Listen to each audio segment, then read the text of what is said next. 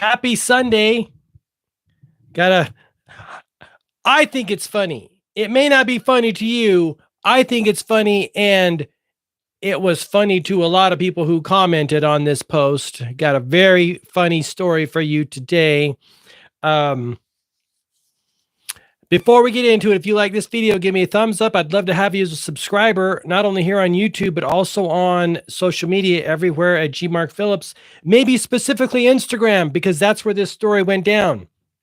So let me just share this with you. The other day, I posted a quote by Voltaire. You have to be careful on all platforms now because censorship is in full effect. I posted a quote that I thought was pretty baller, and I like that guy. I like him. He seemed to be kind of a rebel of his day. Seemed to be speaking his mind. Seemed to be speaking a lot of truth. So I posted a quote on Instagram, immediately got a fact check. And I haven't got one of those in a long time. A false information reviewed by independent fact checkers. And it was reviewed by two independent fact checkers. One named AFP United States and two by Lead Stories.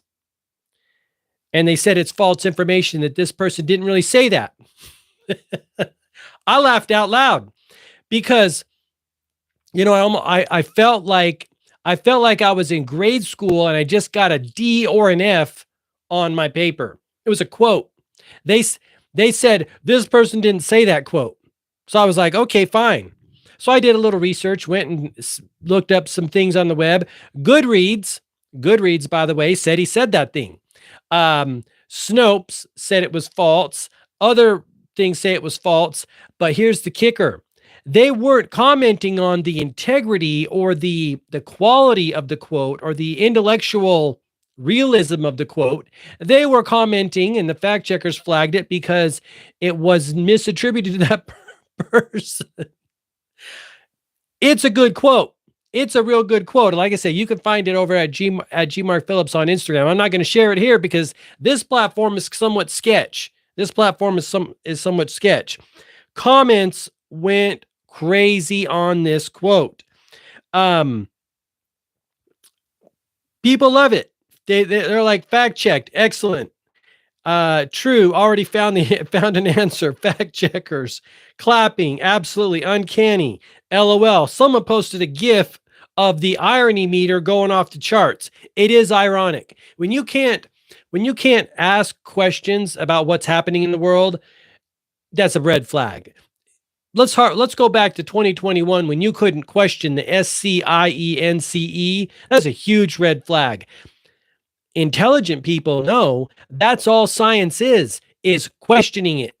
Science begs to be questioned. Why do you think they have peer-reviewed studies in journals? Because good scientists want their peers to review it. Propagandists and opportunists and nefarious people, they don't want anyone to review the science, right? So when you can't question something, you know you got a problem. Let's also recall, that fact checkers were not on the scene until very recently, the last few years. Why do you need a fact checker? I'll tell you why you need a fact checker. You need a fact checker because they are thought police. They want to train people how to think. My favorite form of fact checking, favorite as in the most hilarious, are the little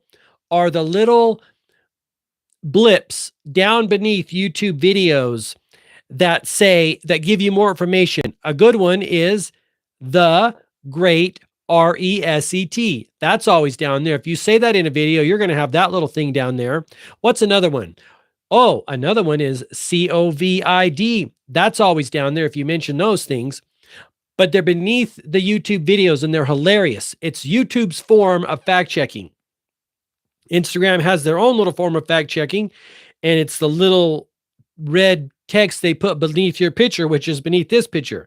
It's hilarious. I just laughed out loud, and I also shared my comment and a lot of those posts again on my Instagram at gmarkphillips with some of those comments. You can scroll through the comments. They're solid gold. Here's one thing gives me faith in humanity. People know fact checking is bullshit. They know it is. I don't know anyone who thinks fact checking is not BS, quite frankly. And I there's currently 76 comments beneath that post, and pretty much all of them that I can see are in agreement that fact checking is BS. And like I said, it's been a while since I have had a fact check.